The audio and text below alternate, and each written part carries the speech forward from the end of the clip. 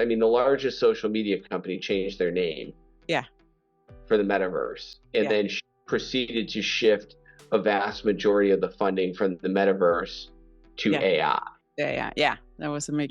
They pivot. It was a big pivot. But I think that does talk to the power and the opportunities with it. It's just, now the onus is, how many billions of dollars have you spent? You need to start seeing a return, and I think we'll get there in short order. Well, welcome to Leadership in Manufacturing podcast, your go-to resource for mastering leadership excellence in the dynamic world of electronics. I'm your host, Sannah Vinding, and welcome to Leadership in Manufacturing podcast. Enhance your leadership journey in electronics with insider knowledge from industry leaders. Have a little favor. If you could hit that subscribe button, maybe you're listening from Apple Podcasts or Spotify, or maybe you have a preferred podcast platform. It's going to help the channel. So thank you. Back to the show. Okay, so I want to introduce today's guest is Dennis Reed, and this is the second time he's back. And I'm like, yes, I'm so excited because this is going to be, you don't want to miss this one. Let me just say that. So Dennis is a senior research analyst at Edgewater Research, and with over 15 years of experience in the financial services and technology industry, he's specialized in providing insightful and actionable research on technology companies and trends. His core competence include business development, strategy, market research, and relationship management. And throughout his career, he's built and maintained an extensive network of industry professionals offering unparalleled services and support. So, Dennis, welcome back. I'm excited you're here. No, thank you very much for inviting me. It's always my pleasure to be back. Awesome. So let's jump in. So, I want to hear from you. What's the industry talking about right now? There's like the correction year. Are we still in it? Is it going on? How long? What's going on? What's the industry talking about? It's a great question, and the short answer is a lot, which is probably not surprising. So I'll jump in, to a few different things. And I think, if you go back a couple of years ago, I think this is early when we had met. I had presented at the ECIA conference and really had talked about this concept of cyclicality versus structural growth in our industry. And I think your introduction, your question kind of touched on where we're living in it. So, I'll split a little bit of that. What are we talking about from a structural environment, in a structural growth environment? And then ultimately, we're coming off a cyclical down year in 23. It doesn't mean the business is broken or anything has fundamentally changed, but it does weigh on the psyche of everybody when you have a tough year. So and we've seen some of that, unfortunately. There have been headcount reductions and things like that come with that. So to start maybe with, we'll lead with the bad news first, I guess, kind of the cyclical part of it. Clearly last year was a cyclical down year, and I think when you look at, it's a little different depending on what subcategories, from IP&E to semis, and even inside of semis, kind of where and what markets you serve. But at the end of the day, last year was a really tough year, and we made progress on inventory, top to bottom, which is that crux of the cyclicality, is the inventory is kind of stuck and we need to digest it. So we made progress exiting the year, but it was still a headwind coming into this year. And so when you put it, real time where we are, April 1st, which is, crazy to think that a quarter is already down of the year. It's kind of a tale of two subcategories right now. So I think when we look at the semi market in particular, and this is kind of an ex-memory view of the market, just because we know memory has wild pricing swings and everything else. But in that ex-memory, the products that run through distribution, run through the broader channel. I think the start of the year was the hope that this would be another first half of the year and we recover in the second half of the year. And, for semis, we don't think that holds a lot of credence this year. And Really, it's all inventory on the semi side. So when we think back to the COVID years and the shortage years, the semi suppliers were much more. They used non-cancelable programs, long-term supply agreements, things that we had thought during, before, during, and now certainly after. I could understand the business case why some of those suppliers would want to do it with planning fab networks, all those other things. The problem is when you challenge your customer to place a PO for 18 months and you can't adjust the PO when it's Yeah. anything but certain times, and you're coming on a shortage, we all know they're going to over order. And when you force them to take the product, all you're doing is kind of delaying it. So, when we look at kind of that second half outlook for the semi space, I would say less optimistic in the recovery, and we think this is kind of more of a reset, kind of muddle, to use a technical term, really kind of muddle through the bottom and find your footing in the inventory, and then 2025 looks, more healthy. Yeah. When you shift over to IP&E and the caveat, I think, relative to the semi space, most of your IP&E suppliers, they did not really use non-cancelable, non-returnable programs. They were not as aggressive with price. So what they shipped in, there was an inventory digestion last year, but it more closely mirrored the demand. So, they entered the year as well with a little bit of that backdrop or that headwind of inventory for IP&E. Yeah. But what's been encouraging for the first quarter is you're starting to see, what you can call kind of classical signs of a cyclical bottoming pattern. You're seeing green shoots in orders across a number of different markets and geographies, and these, they're not really sustainable, if you will. So your book to bill ratios they've improved, but they're still below one. So you're not building backlog for the second half of the year. But these orders will look, something like, I've gotten kind of out over my skis and short for this one specific part.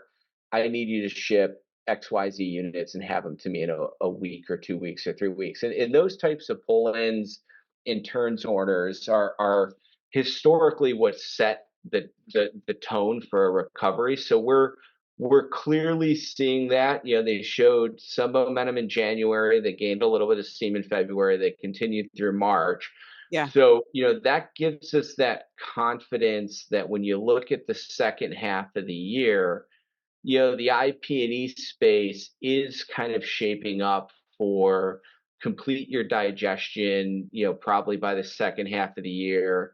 You do probably enter the second half of the year, admittedly, with negative book to bills, and you still got to rely on turns orders and things that we did prior to COVID and prior to the shortage, but you're at least in a position where the inventory is in balance. So, Yeah.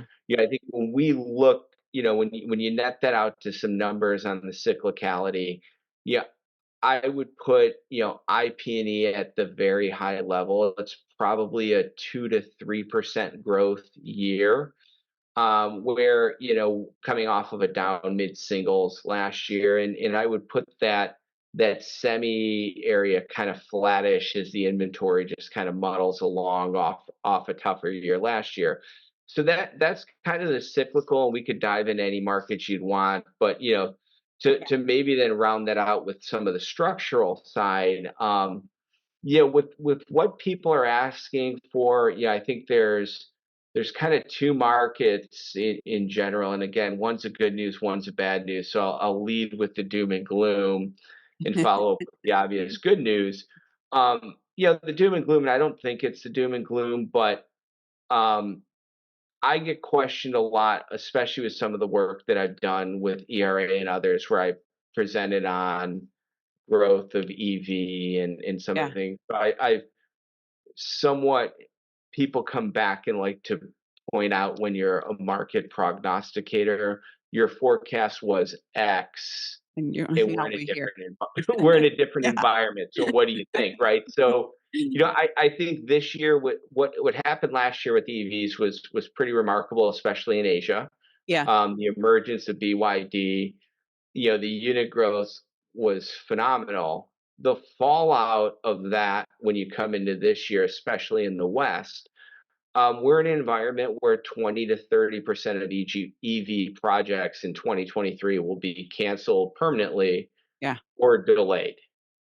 And so the natural question to me is, well, what does that mean for your 2030, 2040 forecasts? And I think those are still very much, you asked me, I think we could still see a 50 million unit market in 2040, which is, Yeah. 16 years from now or something like that. Um, those haven't changed, but I think what has changed is somewhat of the makeup of the OEMs that participate. 'Cause the harsh reality that we saw, especially when we got into this year, higher interest rates and some of those other things, you need to have a real competitive advantage. So in the West, there's clearly one OEM with a real competitive advantage. Yeah. And they're a market leader. And then in the East, what BYD has done is remarkable. And they're building a massive factory in Mexico. I don't know if they're going to necessarily have a direct impact in the US market with that factory, but the initial speculation is BYD is targeting a $10 or $11,000 hybrid vehicle and a $15,000 EV Yeah. that looks a lot like a Tesla. So when you Yeah. So think it's like a of, whole different range, right? Of yeah, a whole going out different to the range US. Yeah. where the EVs in the West to date have Yeah. been, all in US dollars, of course, but they've all been, $60,000 plus Yeah. luxury vehicles. So it's going to challenge, I think, broadly some of the Western OEMs, Yeah. bring costs down, improve manufacturing. Interesting, I think what you've seen, and this is, if you think about where that's the bad news, the good news in particular for Detroit, while 20 to 30% of the projects have been canceled and or delayed, they are pivoting dramatically to hybrid programs, Yeah. which I would have argued would have been a good step rather than trying to make the leap from internal combustion. So they're pivoting right now, which means it's still a content rich, it's still an addition. Yeah. I think the challenge to them at the OEM, and if any of the OEMs are listening, the challenge would be, I think they're at a pivot point of the way the Detroit OEMs historically work. This pivot now in model year 25 would lead to production changes by model year 27 or 28. So the summer of 26, the model of summer of 27. If the pivot takes that long, they're going to miss that window, I think, again. So I think that Yeah. it's going to be interesting to sit back and watch with the pivot that they've clearly made from the design. Can they bring this and reshape product lineups for next year? And if I do, I think it's going to be actually a whole lot of goodness for the industry. So that's a little bit kind of big picture Yeah. structural game. Again, don't think it really fundamentally changes the top-down unit. It's just the makeup of who the OEMs are, Yeah. where And you what's can't happening? But plant a flag and say, I'm an EV company and everyone's going to buy one. no, no, no. So I think what I've seen, right, and there's for I'm sure, there's sure more factors on it, right? But the whole um the changing in the EVs, right? The cost, it's just been going up and down, right, over the last couple of months, right? Then some Yeah. manufacturers are like, oh, no, we're dropping the price, right? And then we're raising the price, we're dropping it. It's like Yeah. a roller coaster. But I have not looked actually at the hybrids. So do you have any insights there of what the price has been? The price has been relative, there's not that you have to give any endorsement to one OEM or the other, but I think when you look at so car prices in general Yeah, are inflated still. I mean, that's been kudos to all OEMs to date. Have inventories have been replenished, and we could delve into the SAR and things like that. But dealer level inventories have been replenished and things like that. And while we've done that, as an industry, they've been more disciplined than past times with Yeah. pricing and rebates, especially in the face of higher interest rates. Um, so while they're all inflated, I give kudos to, I think this is the market where I think you're going to kind of see everybody pivot a little bit to. But Yeah. if you look at a Toyota, and again, not to say they're the greatest OEM or anything like that, because they have some of their own dynamics and things that they're dealing with. But when you just look fundamentally at their product roadmap on their website, I think it's a good example for others. And so, if you just take a Highlander as an example, right? It's a four cylinder hybrid Highlander is like X price. Yeah. Then there's a six cylinder that's like X plus. But then you can go to a hybrid four cylinder that's X plus plus, so Yeah. they've kind of just stepped it where I think a consumer can go in and have some level of optionality. Now, again, even with those, and yeah, I pick a Highlander, and it's not the cheapest car, but I think they started somewhere in the 45,000 range. Yeah. But there's some optionality where the consumer can come in, and if 45,000 for like a relatively equipped is like the max they can spend or what they can afford, okay, you're kind of steered to this Yeah. decision. Yeah. There's If, options, right? Yeah. yeah, if You're you want to go providing the an hybrid option. route and Yeah. you want, and that's where, I think in general, and I think this goes to some of the Detroit-based OEMs, it was all of their EVs, despite prices that have moved up, a lot of the starting price points were $70,000, $80,000. So you've immediately went to the high-end luxury vehicle category, and then great, you can move it a couple of points here, a couple of Yeah. $1,000 here, but you're not taking that $85,000 vehicle and knocking it down to 45,000, Yeah. right?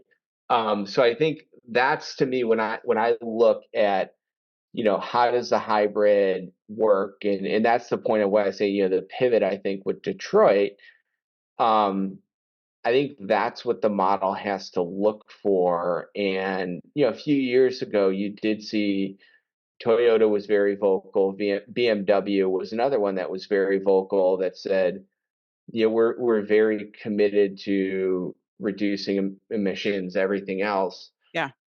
But there's going to be a market for the internal combustion at a certain price point. There's going to be a market for a hybrid, and then there's going to be a market for the EV. And I think the challenge is going to be naturally to bring that EV curve obviously down um, over time. But you can't just ignore the internal combustion engine and think you were going to jump from in 7 years from 100% internal combustion to Yeah. 100% EV. It wasn't ever going to happen, and I think now you're starting to see that the dust settle from some of those Yeah. mindsets, where a lot of it's interest rates, a lot of it's things like that I'm sure people deal with. But like, that's, again, I still think it's good, because I mean, when you think the average internal combustion engine has about $400 of semiconductors in it, Yeah. and a hybrid somewhere in the 700 to 800 range. So it's still that's a good trade, right? Yeah. And it's a great trade for the supply chain. It's good for the environment. It's, there are a bunch of different factors that's good for, but you just can't, yes, it's not a Tesla that's got thousands of dollars of ICs in it, Yeah. but I would take 800 or whatever the number is over four. Yeah. Anyway, got it. So yeah, people are focused on EV right now. The natural one, I think, which is probably no surprise.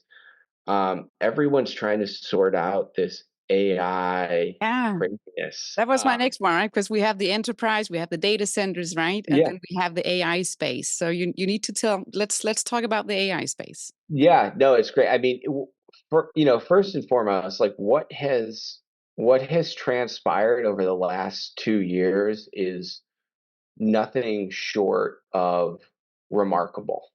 Yeah. Um, And NVIDIA's probably, to put a little bit of numbers, because to your point, historically prior to AI, you looked at it and you looked at a server unit number, and there's, our enterprise on-prem, and then there's like our cloud or data Yeah. center, and you could make some what units go to what and what dollars, right?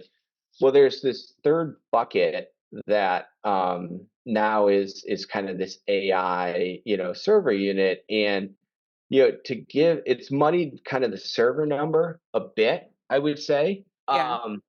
because we've built an entire data center, if you will, or hyperscale infrastructure from zero.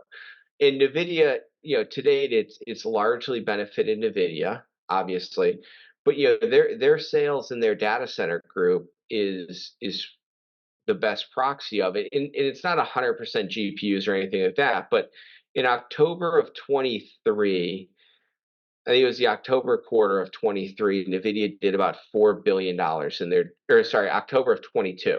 Yeah. They did about $4 billion in their data center business. In their April of 24 quarter, it's going to be 24 or 25 billion, Yeah. which, you annualize that, and it's a $16 billion division to 100 billion into, like, the math does not, it's hard to conceptualize Yeah. how remarkable that's been. And so, that at the top level, and that's why I say I think it's important to look at NVIDIA, because if you look just at the raw server units, last year units were down 13% Yeah. overall. But obviously that was in that market where GPU units went from like GPU based or AI units went from like 50 to 300,000. So we're still talking relatively small server units, but extremely high dollar Yeah. transactions. So that's kind of the way to think about it and frame it. And I think what people are looking at right now, and probably more importantly with the AI, is, it's still a little bit of what are the use cases. And it was remarkable, and I know I saw you at the ERA conference like last year. It was a lot of in 23, a lot of it was like, hey, there's this chat GPT thing, Yeah. use it. Right. Go for it. And nobody knew what it was. This year they were starting to bring more use cases, so it's starting to become a real Yeah. industry. And again, in And 12 it's months also time, machine learning, right? I think, machine learning, yeah. yeah, there's the two of them, right? That goes, Yeah, there's the yeah, machine learning. There's, then there's kind of that output with with ChatGPT. Yeah. yeah, the LLMs and things Yeah. like that. Yeah. So um, you're kind of going through all that. Now, the other kicker on the side, I think I would argue, when you just think of that NVIDIA case number I gave, I would argue we've built the infrastructure from scratch to size right now. Yeah. And so now it's, how do these companies, whether it's any of your hyperscalers, how do any of these companies have spent billions of dollars building this? Now, how do they make money off of it? So I think we're going to enter into a little bit of where, yeah, I don't think that $100 billion number for NVIDIA goes to 400 billion next year. Like Yeah. I think we enter that where you've seeded the market, and now we're in a use case utilization type marketplace. Because Yeah. the thing to me, and I think, to the best of my ability, and there might be listeners that are better versed, than me on this. But when I kind of think about it, and you think about, which, you could go down the whole realm of like protecting your own data and everything else, right? I I find it hard for any company, just take industrial company that makes widgets that wants to lever the power of AI and machine learning, and they're going to go to an outside provider who built this model. Yeah. In that environment, I find it hard to believe that that industrial company is going to allow their data to escape their own four walls and enter into the training of future models or Yeah. future tools for users. So, this is to me where the market pivots potentially for you start building use cases and you start having, a model that's trained, built, and it's kind of walled off, which Yeah. maybe you could argue a little bit goes against the spirit of it. But when you think of a company, think in our industry, is Taiwan Semi going to deploy these types of models and give away its secret sauce to Samsung and everybody else? No, it's the core of Yeah. what The they core. do. Yeah. So like that's where I think we start to evolve, where it looks a little bit more like, kind of the data center business overall, where it's a utilization, the main has been seeded. We reach 100% utilization. You run through a little bit of that cyclical spend, Yeah. build your capacity out. And then as the utilization drops with the new capacity, the people go out and fill it with more opportunity. So I think we're kind of early into that with it in finding that use case and that monetization case, Yeah. which will be interesting to see how it develops. But I mean, again, 2 years ago, this wasn't a thing, Yeah. which No, it's is still, which is still remarkable. it is. This is, I'm like we have the pivot from the automotive. We have the pivot now from AI. Yeah. Yeah, That's the whole pivot from the, big pivot here. No. and in between there, Yeah. we didn't talk about the next big thing that turned out to not be a thing, which was like the metaverse. And Yeah. no, Yeah. I mean, we'll see. Apple introduced their virtual reality um, device, Yeah. and it's a Yeah. 30. But I don't think it's going away. It's just, I don't think it's going away, but it was going to be. This was a yeah. market that was going to be $100 billion market Yeah. in 10 years. And I think if you pragmatically looked at it when we were all sitting at home sheltering in place, you're like, what is the real use case for some? Yeah. This is, what you're seeing with AI. I say that a little tongue in cheek, the next big thing that wasn't really a thing. Like AI is a big thing that's a thing, Yeah. right? That is clearly Yeah. not going away, that you're not seeing this massive run up and then a significant downshift. I mean, the largest social media company changed their name Yeah. for the metaverse, and Yeah. then proceeded to shift a vast majority of the funding from the metaverse to Yeah. AI. Yeah. Yeah. Yeah. That was a make. You, They pivot. it was a big pivot, but Yeah. I think that does talk to the power Yeah. and the Yeah. opportunities with it. It's just now the onus is how many billions of dollars have you spent? You need to start seeing a return, and Yeah. I think we'll get there in short It order. will, right? Because look at the Yeah, iPhone from, was that from '08 or where we are today, right? How much there. yeah, And the yeah, metaverse is going to have something similar, but its own journey, right? But yeah. it did get, I don't know, that was the speed lane here of AI. That was Yeah. fast. Yeah, no, it's been crazy. Yeah. But it's like I said, something that in our conversations, I mean, there are your doomsdayers that are like, what type of dot-com bubble is this? And it's, the market's different. We're not Yeah. talking about petrock.com or, something like that. No. Like the market's very real. Yeah. Um, could you see a pause? Sure, but I would be glad to see a pause at $100 billion market that was non-existent two Yeah. years ago. Yeah, it's amazing.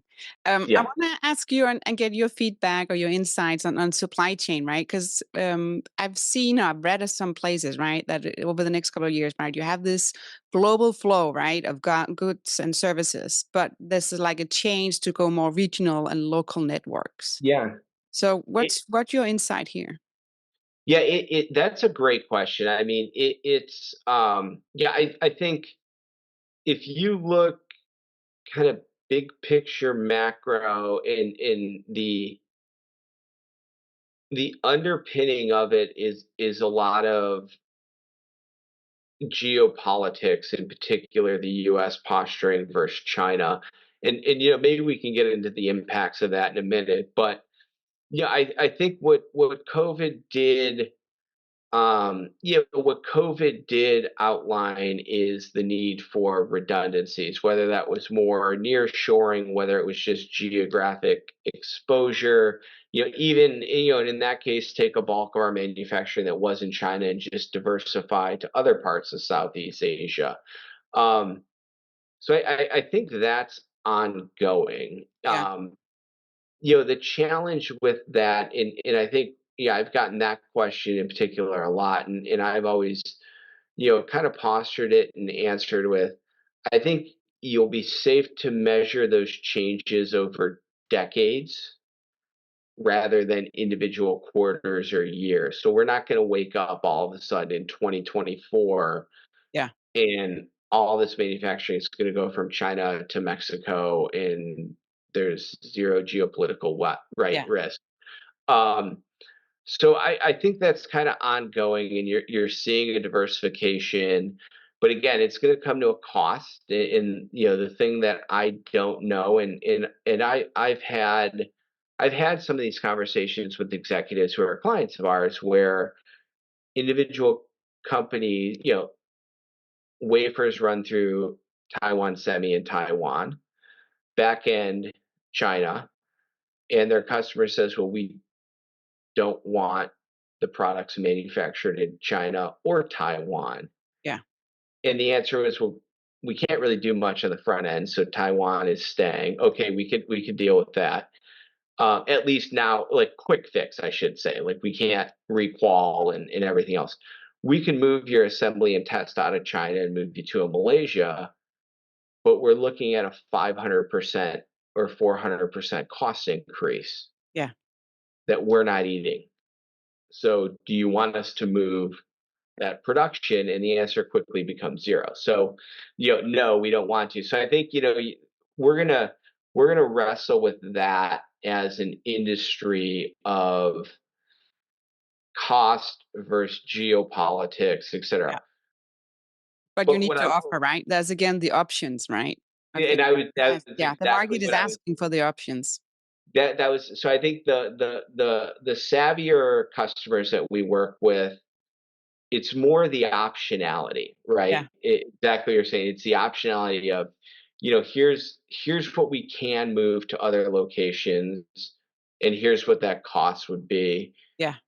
Or here's, it's not just second sourcing an IC, it's almost second sourcing your own, IC that's run the way for here and there. So, I think customers are looking for optionality in Yeah. general. So that's the bigger, and I think it becomes really easy for people to just drop on, hey, we're going to move from China to Mexico or, wherever. The other part with that, within the geopolitics of this, and I think this is the one, again, don't really have all the answers right now, Yeah.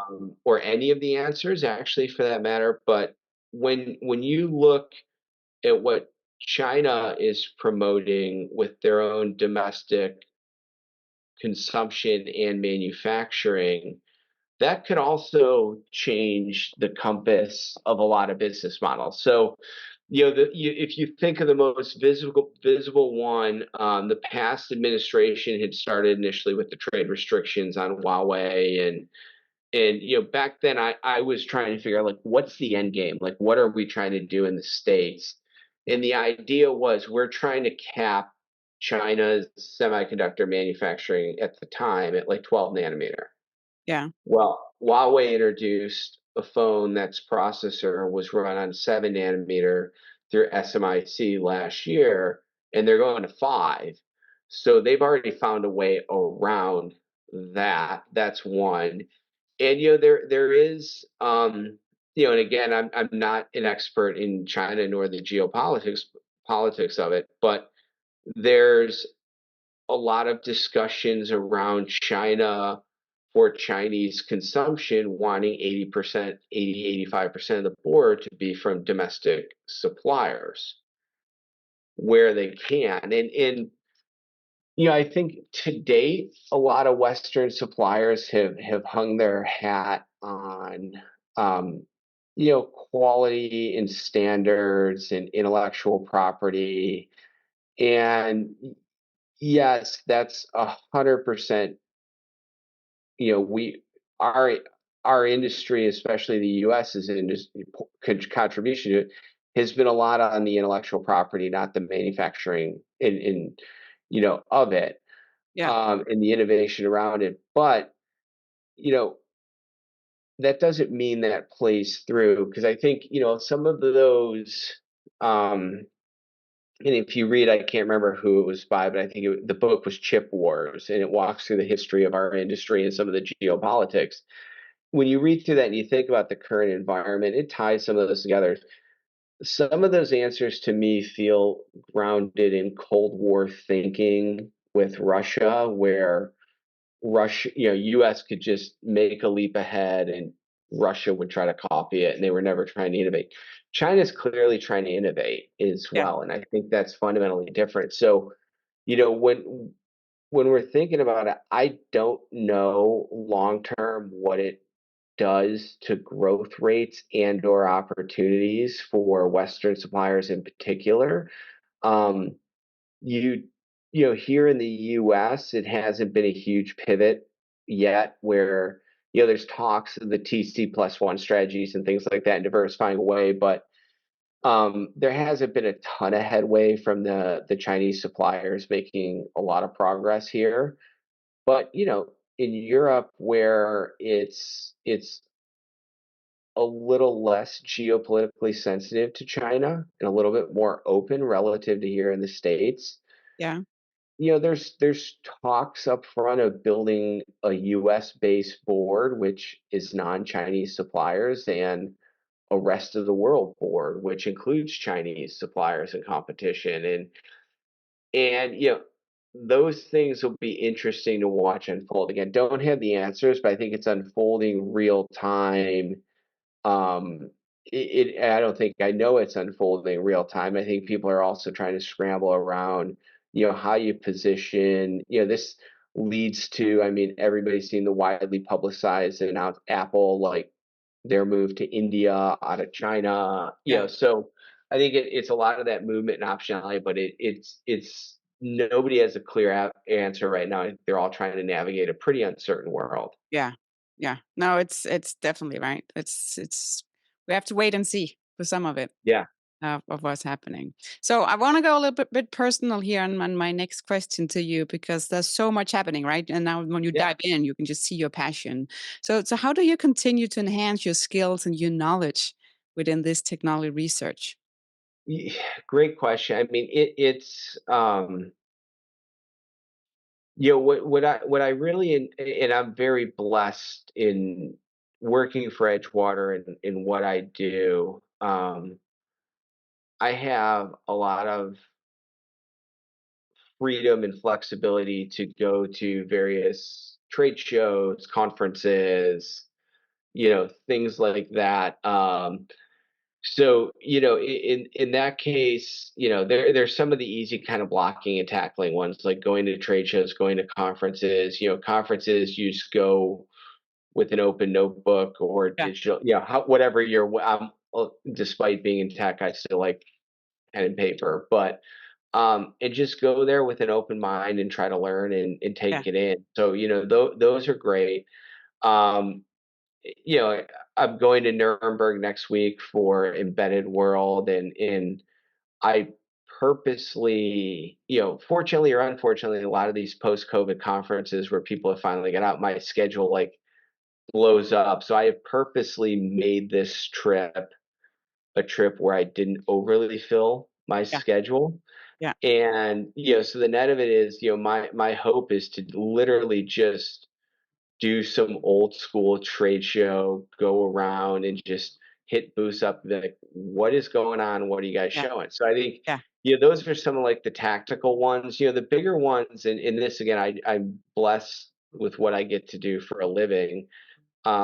I spend my day on Teams, Zoom, phone, right, you Yeah. name it, with people who are much, much more intelligent than I am. And you just you if you can't learn from the company you surround yourself with, I think it's shame on you. So this might not help some of the users because we're a little bit unique at what we do at Edgewater, but I get I get the blessed right. I'm blessed where I walk in every day and I'm like, oh, I've got 7 people booked in the semi industry, 2 CMs and a couple of distributors, and the next day it's all IP&E, Yeah. and we're chatting about the market, we're chatting about technology.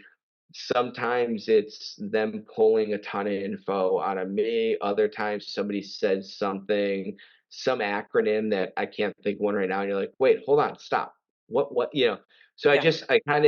I think overarching, I just approach my day that I don't know everything, and then I'm just very blessed and fortunate that I get to surround myself with Getting really good exposed, right? people. Yeah. Yeah, with really good people who at this stage I consider a lot of them Yeah. friends, and they just happen to be really, really smart friends in our industry. So I'm very, very lucky and blessed for that. Good. That's a win-win. No. So somebody's like aspiring new leader, right? That's coming in and joining this industry. What kind of advice would you give to this person? Yeah, I think that's a great question. And Yeah, I think, be humble, right? So a little bit of this even, is kind of HR 101, like be humble. Um, Yeah. I think be humble, understand what motivates you and what some of your values are, and then, seek out people as well within that share some of those same values. And that is kind of a little bit touchy-feely, but, have a yeah, I really believe that if you have kind of your own mission statement, and I could say mine is to be a trusted resource on technology trends for all of our customers. Yeah. Like that's it. Like that's what I wake up and try to march to kind of every single day. And so I think the faster you kind of develop that, and then as you progress through kind of the tactical stuff, especially for younger people, um, nothing is linear. Like, think back to that cyclicality. I mean, chart our industry sales over, a 30-year window, and Yeah. you could pick a block where it's pretty flat. You could pick a block where it's exponential. Um, Patience, which I admittedly am not very good at it, but patience at times you have to be with the right, it's the right time. And then, but again, I think if you're true to yourself and who you are and kind of what your personal brand is, and you surround yourself with people, that will also reflect, I think, on the company that you work for too. Because if Yeah. it's a whole bunch of people, the company culture is going to matter, right? Yeah. And so I think, the quicker you can identify that, just kind of what you value professionally, and then surrounding yourself with the people, which in turn means you're at the company that shares that, I think Yeah. the better off you'll be. Like it. Like it. What about habits? Do you have changed any of your habits over the last couple of years? And can you share a good one? Yeah, the one that I have repeatedly tried to change, but I keep failing at is like ditching paper. I just can't type fast enough to ditch it, so that's Yeah. ongoing. Um, I'll give a habit that I've ditched that is kind of the anti-work habit, but it's good for mental health. Yeah. We can our phones by we typically try to can them by 8 o'clock. I mean, I think back a while, like I used to plug it in my desk, and like just from a mental health, like, so that's one habit that most people who are managing probably don't want to hear. But from a mental health, you do need to kind of get away, and I don't know, people are being called back to work. I permanently am virtual, so I need to Yeah. kind of compartmentalize when I'm like Edgewater research versus a husband and a father. And Yeah. so, trying to ditch technology for a bit is a habit that is ongoing and it's not Yeah. perfect, but I try to be present. So I would encourage people to do that to the best of their ability. Yeah. Inside of the day to day of work, two things that we've done, and this has been, a little bit of a pivot of being a remote employee. Um, you know, we've embraced OneNote, which has helped, and Yeah. that's kind of new for our team. We were people that everything was flying around in email and Yeah. you know, so we've embraced OneNote, so that's kind of a habit, like a Great. small kind Yeah. of tactical one Yeah. that has helped. Um, I'm sure Creates anybody who transparency as well, right? In an easy way instead of creates you have to flip through so transparency, many emails. Yeah. gets you organized, gets Yeah. everybody on the same page. Yeah. Calendly has been another one for me, not that I need, but it doesn't have to be Calendly, and, No, no, no. There's other just options. Yeah. any of those scheduling Yeah. ones, when I looked at pain points in my months or Yeah. days, I was spending before making that move, I was spending the better part of 4 days managing Outlook every month. Yeah. So when you think of getting back 48 days a Yeah. year, That's a lot. that's an insane Yeah. Yeah. productivity. So those are a couple, but I think, the overarching one is just not not being open to change and trying something. And we are lucky at Edgewater where culturally we're a smaller company. There's not much of a hierarchy, so people are encouraged to take some of those risks. Yeah. And it That's good, right? You can do yeah, the test and the error, right? Like just yeah, and not, find out. not that a Yeah. calendar or a No, schedule no, no, no. But flame out in a it's still blaze of good. Yeah. glory, but Yeah. my pain point was I can't mentally handle this. Yeah. Like, I need 4 days. So I went down, like, do I sit there and try to make a case that I need to hire somebody to manage my Outlook? And I know the answer is gonna be 100% no, right? Right? Like, they're like, "Who do you think you are?" Yeah. Like, not a chance, right? Find a But way. it's like, "Okay, I'm gonna try this software thing." And Yeah. it's been, and then others we've shared it and others have unlocked. So Yeah. That's the good. overarching is somebody throws an idea out, somebody tries it, and it's, Yeah. successful. And, And then you can implement it to the rest of the team, right? Other yeah, you can organizations. implement it to the Yeah. rest of the That's team. So yeah, awesome. there's some kind of like Yeah. blocking and tackling things that we've tried to do a little Yeah. bit different. So I have with the whole notification. So I have different apps again, right? How I communicate, and this is more on the private side. So I use Yeah, Snapchat, but I only communicate with like 3 friends and my brother on it. But suddenly it's like saying it's popping up right with notification. Do you know this person? Because I know this person, and I'm like, I don't want all that, right? I just yeah, want my 4 people in my life yeah, that's using this platform. So that's why I'm on it.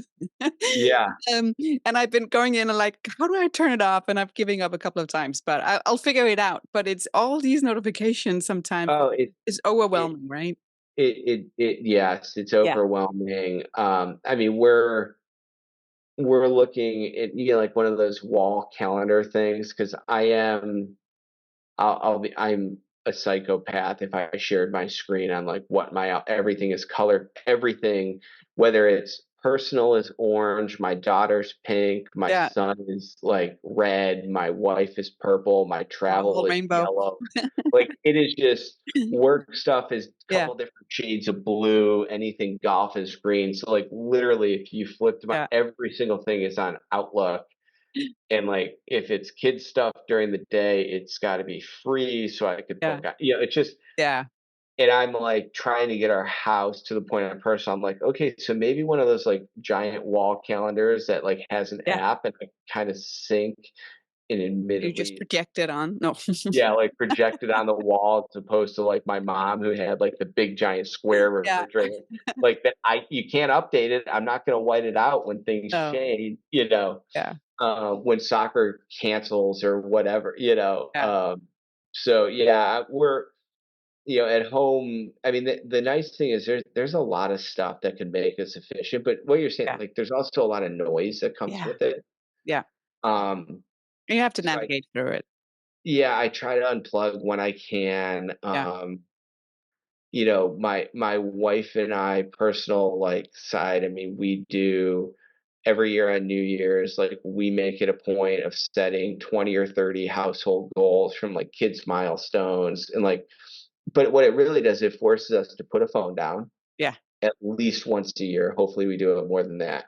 Like you put it, because then we go through and we're like, okay, in 2020, this past year in 2023, and we track it. We're like, of the 30, we got XYZ right. And then we plot Right. out the percent. Yeah. And like, so we're a little crazy, and probably not everybody. I'm lucky that my wife also has some of the same craziness that I do. But it all is that like we try to, in one of our ones this year, which is like we're trying to simplify our lives even more, Yeah. like to get our kids to just go for a hike or go walk or That's play, helpful. so like, I feel like we're unfortunately we're never going to get away from that. Um, But you but just yeah, have to be able to let go, right? And do other activities. I think to be able to have yeah, that observation and realization, I think that's the healthy way to do it. yeah, I agree. Yeah. So this has been amazing. I think we went like up top, right? Going Yeah, down, like saying automotive is like it's going to do pivot, right? We did AI. yeah, we were all Pivot, over. pivot. I think the whole theme is going to be pivot, Yeah. and learned a lot about you as well. So thank you so much. But if anybody of the listeners, right, if they want to reach out to you, how could they connect with you? I'm available on LinkedIn, or my email is Dennis, Dennis at Edgewater, EDGEWATERRC.com. Please reach out. We'd love to talk with you. Awesome. And I'll put it in the show notes with an easy link. And I will also put it on the episode page on leadershipinmanufacturing.com. So it will be easy to find out and to connect to you. So Dennis, thank you so much. This flew, the time just flew away Yeah. from us. So hopefully anybody would actually listen to the full episode, but it was amazing. So thank you so much. Thank you very much and have a great day. If you like Leadership in Manufacturing podcast, don't forget to subscribe, rate, and share the show wherever you get the podcast. Our podcast is for industry decision makers like yourself, providing a personalized experience to elevate your leadership journey. So be sure to tune in. You'll have access to a wealth of practical advice and innovative strategies, boosting and refining your leadership style. So check it out. It's on leadershipinmanufacturing.com. Remember, stay curious, keep learning. See you next time.